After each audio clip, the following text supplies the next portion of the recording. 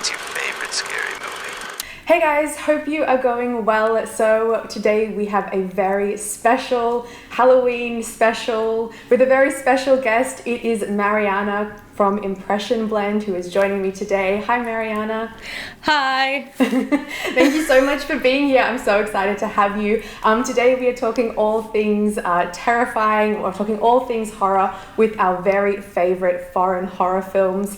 There are going to be 12 in total. We're going to feature 6 over on Mariana's channel, so go and check that out. The first 6 are over there at Impression Blend. I will leave all the links in the description box down below. Go check her out. Go subscribe if you're not already. You're crazy. She's amazing. And without further ado, let's jump into the second half of this video and go into our next 6 favorite foreign horror films. Let's do it. Let's throw it over your way. You're the guest. Can you please kick this whole thing off and tell me your first pick? Okay, so for my first pick, I wanted to talk about The Orphanage, which is a Spanish haunted house kind of thing horror film. If you haven't seen it, you have to check it out, especially if you're a fan of Guillermo del Toro, because this is a J.A. Bayona film and these guys have very similar styles.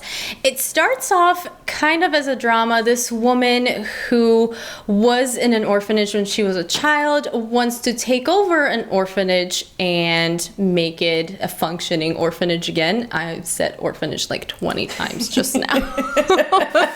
And drink every time we say orphanage. Seriously. And now she wants her and her husband to open a place for sick children because their kid is sick, but their kid disappears and weird things start happening. Have you seen this film, Adele?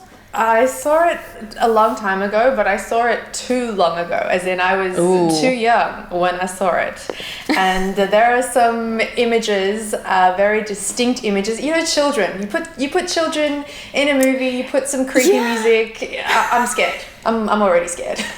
You know what? I feel like there's something extra disturbing about creepy children in movies because we're kind of used to children being innocent and that being kind of the safe image in life and in film. And then when you have a kid that's getting creepy, that's just too much. Maybe that's why horror filmmakers like to use kids so much, because they just know how disconcerting it truly is when you see a child being tortured or going through, you know, a really bad situation. It's not what you want it to be. And The Orphanage is truly terrifying.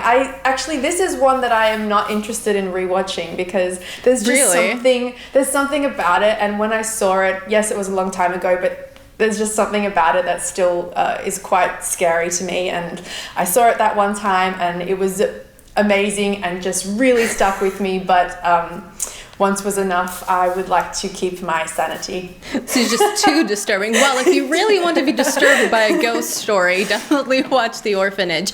And the story itself is actually really good and really heartfelt. It's one of those horror films that is not just a horror film, it's actually a beautiful story as well, which is also quite like Del Toro. Basically, Del Toro fans, if you haven't seen The Orphanage, you need to. I'm so glad. I am so glad that The Orphanage was your first choice because I have one that complements that perfectly, and that is The Devil's Backbone, which is directed by Guillermo del Toro, and again an orphanage, so you can take a drink because I'm going to say orphanage a few times. Set in an orphanage at the end of the Spanish Civil War, a young boy comes to the orphanage after his father is killed, and things are just not what they seem. He learns about a young boy named, what's his name?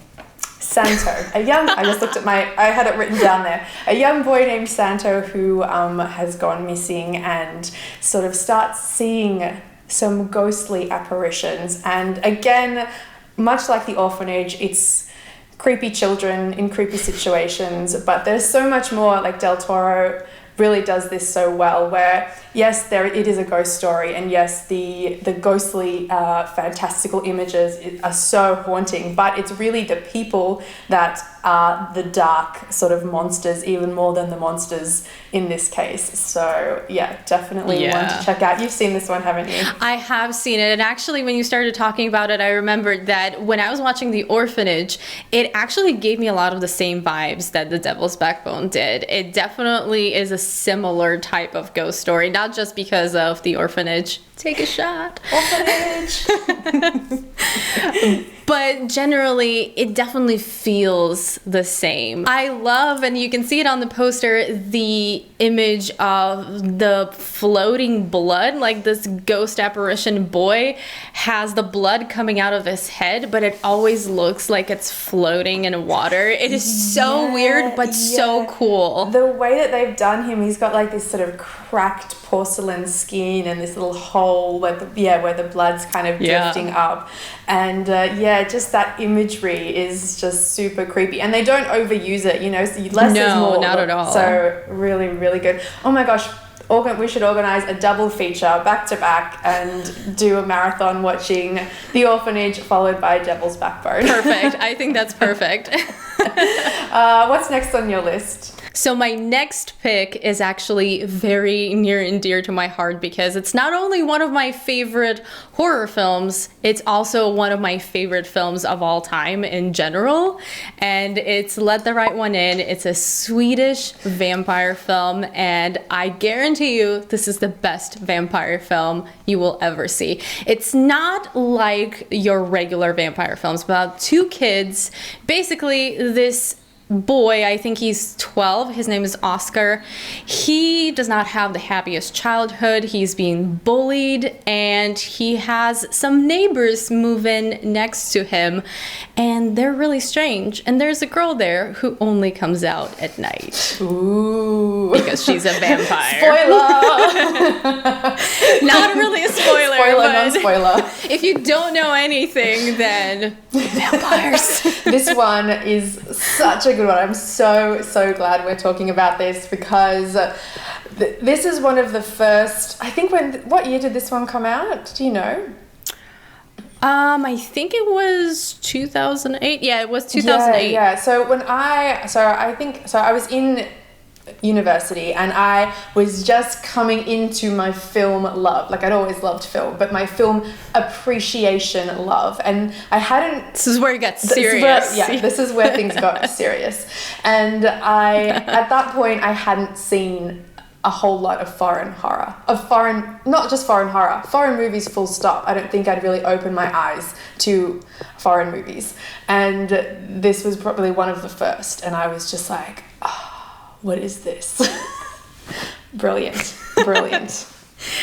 I don't blame you. I think this was one of the first foreign horror films that I really paid attention to because I remember it was kind of making some kind of waves in United States, and I was like, okay, I need to watch this movie. I didn't see it in theaters, which is really sad. I wish I saw it in theaters, but I heard of it. I heard people talking about it, and then I watched it on my laptop, which was still great, apparently. It still made a huge impression on me because I've loved it for almost 10 years now. It's one of my favorite films, and it has such a unique atmosphere to it, too. I love, for some reason, winter horror. This setting is just so cold and scary to begin with, especially if there's a lot of night shots.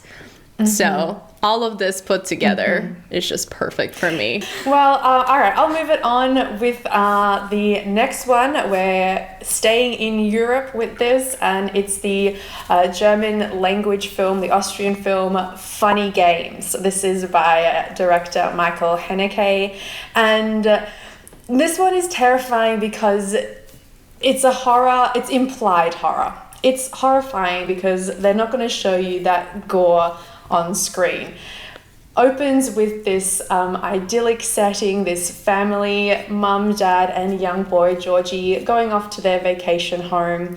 Everything's nice and lovely when these two just sadistic men come into their home uninvited and start terrorizing them, hold them hostage, the whole thing, and it's just super psychological, super dark, and everything is just, it's just why.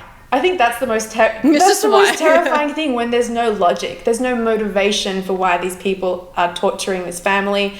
They're just mean because because they want to, because they're sadistic, and that's the most horrifying type of horror for me, when there's no like logic, there's no formula to escape it. It's just random acts of... It's just evil. Random acts of evil. I have never seen that one, but I hear a lot of people talk about it, so I definitely need to watch it. Have you seen the remake? I found out today that the remake is the same director, and it's a shot-for-shot remake.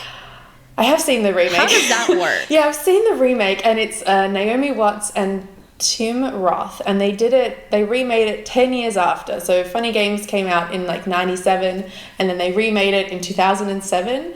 And yeah, it's a shot-for-shot remake. It is bizarre. It's bizarre. But you know what? Funnily enough, it kind of works. I wouldn't say it's a terrible remake. But it's shot for shot. I mean, if you're interested in it, just go watch the... just watch the original. I never understand what the point of shot for shot remakes is to begin with.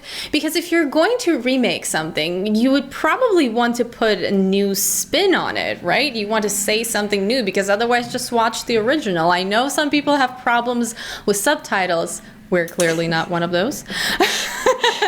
But in general, wouldn't you rather see the actual thing than someone reenacting the thing? Than a carbon copy of the thing. I know, but I guess the only positive of this particular remake is that by putting a couple of famous actors in it, like Naomi Watts and, who did I say, Tim Roth, I guess it got more eyeballs to see it. Like, it got more people in to see this crazy movie, and it deserves a bit of appreciation. But I still don't really get it. I don't get it. Yeah, I don't know about that. Well, this is one you should definitely check out if you haven't seen it. It'll give you nightmares, and it'll make you never answer the door to strangers again. Not that I ever answer the door to strangers. So I should definitely watch it in the middle of the night while I'm alone. Well, yeah, while you're alone, and then when somebody's going to be coming knocking on your door, because there is no way. All right, when my husband comes home late, I should watch it right before that. Yeah. Great. And then he'll knock on the door, and there is no way. I guarantee you are not answering that door. All right, so the last film I wanted to talk about, and I think Adele has something that's kind of in the same vein. We wanted to finish in South Korea, because let's be real, South Korea does some amazing horror and thrillers, so we just could not leave these movies out. And I'm going to talk about The Wailing, which was one of my favorite films last year. It is, as people say, a thinking person's horror film, because it is so complex. There are so many layers to it. You have no idea where it's going, and even if you think you know where it's going, you still don't know, because it's going to turn 3 more times on you, and it keeps you in that position of guessing what's happening next. You're just like the main character. You have no idea if this is a supernatural film, if they just got poisoned by mushrooms. Seriously, this is part of the movie. There is a theory that they got poisoned by mushrooms. So it's great. But it is sort of a investigation murder mystery, but also a possession film, and it is excellent. So good, really. This is also one of those movies where I watched it and I loved it, and I was so taken by all the twists and turns, and I didn't know what was going on half the time, but I was still loving it. And then an extra layer on top, after I finished the film and I thought I knew, like, I had an interpretation of what I thought I had experienced. Then I went online, I watched a whole bunch of YouTubers doing reviews and like seeing all their interpretations, and I realized that there was this whole other layer that other people had taken away from the film that I didn't get. So then retrospectively, I got to appreciate the film even more, because I was like, oh my God, yes, that did happen. And he was like that. So I thought that was really cool. It kind of added this whole extra layer of community discussion on this amazing film. It is definitely one of those films that doesn't give you a definite ending and definite answers, and it's kind of up to you to interpret it. And it did make me do some research as far as just the traditions and what these things, I'm trying to be vague here, so excuse me. But all of these things, kind of cultural traditions and what all of that means, and you learn so many interesting things, and it just gives an extra layer to this movie. So very layered, gorgeous horror film that is a great, great mystery and a possession film. And scary. And scary. And it's 2.5 hours. I saw the runtime for this movie and I was like, do we need a 2.5 hour film? Sometimes I don't really like when films are longer than 2 hours. I just feel like it's unnecessary unless you're Lord of the Rings. Agree. Am I right? Agree. I'm with you. I hear you, girl. But generally, films that are much longer than 2 hours tend to be kind of too long. This one, didn't even feel it. It's perfect. It could have been an extra 30 minutes more. It would have been totally fine. I totally agree with you. And I'm going to keep us in South Korea and finish it off with another recent film. I like it that we're finishing off with new release films. And this is classic horror, classic zombie genre horror. It's Train to Busan. And this one was so much fun. I don't think we have any other zombie movies in our 12 picks for this collab, so I'm so glad that we're talking about something zombie themed because I love a bit of zombie action. And let me tell you, Train to Busan is like totally crazy. So it's zombies, the zombie apocalypse set on a high speed train. So, you know, if the zombie apocalypse wasn't enough for you, you're on a speeding train that isn't stopping. It's locked in with the zombies, which is great. With the zombies turning like carriage by carriage, and there is no escape. So it's this father and daughter who have this very strange type of relationship, and they're on the train heading to Busan when the zombie apocalypse hits, and that's really all you need to know plot-wise. The train's going this way and the zombies are coming this way and all hell breaks loose. And these are the type of zombies that can run. It's not no Walking Dead zombies. They're fast zombies. They're not These just, guys, slowly shuffling around. They're not shuffling along, being stupid. These are zombies that like are fast and aggressive. And then they turn you instantly as well, which also kind of ups the stakes because when you get they don't take 3 days to turn. You don't get to say goodbye. None of that. It's like there. It's bite and you're done. It does that a little bit when it comes to characters that are a little bit more introduced than just random people. They turn a little bit slower. You got to keep some drama going on. But generally, they're still not zombies that take forever. And this film, so many emotions. Totally, absolutely. And the visual effects, they do this really great like zombie horde effects when you get a whole bunch of zombies together and there's like just legs and arms and snarling everywhere, and it's absolute bloody chaos. It's amazing. It's a lot of fun though. What I also liked is that they keep trying different things when they're trying to like get away from zombies or like move train cars.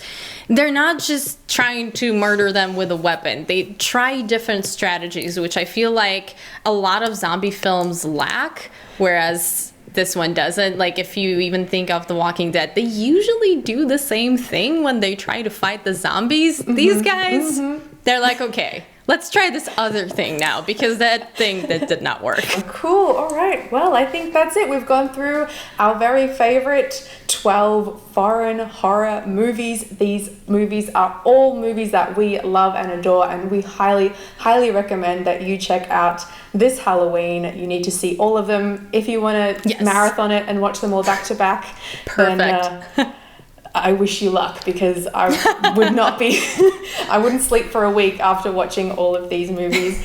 Oh, Mariana, thank you so much for joining me. I'm so glad. Thank you so much for having me. I'm so glad we're finally collabing together. We've been internet friends for like years. So it's nice to finally do a video together. it's so cool. The magic of the internet and technology.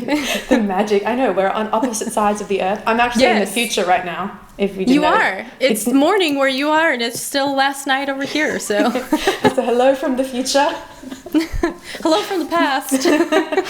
Cool, guys. So once again, you have to go check out Mariana and her channel Impression Blend. I will leave all the links in the description box down below. If you happen to watch this collab backwards and you watch this 6 picks here and you haven't already seen the other 6 movies that we selected over on Mariana's channel, get over there, check it out ASAP. You need to. Guys, that is it from us today. Thank you once again. So actually, before I go, I've got one more question for you, Mariana. Oh?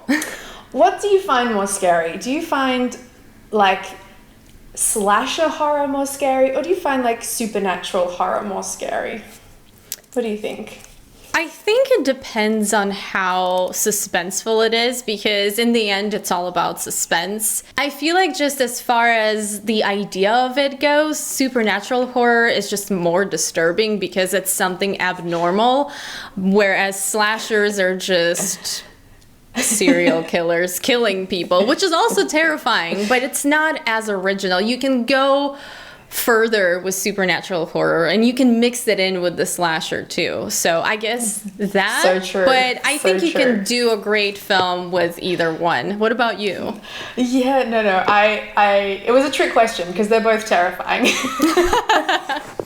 No, I agree with you 100%. Sometimes, so that's supernatural horror, you know, especially like possession horror, and that when you can't predict where the film is going to go. There's no realm of plausibility. Like anything could happen. That's just terrifying when you just don't know what's coming next. Yes. Anyway, thank you again, guys. If you haven't already, please subscribe to my channel. Keep up to date with my other movie and TV reviews. Go and subscribe to Mariana's channel as well. And thank you so much for watching. Have a very happy Halloween, and I'll see you guys next time. Bye. That's it. We're done. Okay, we're done.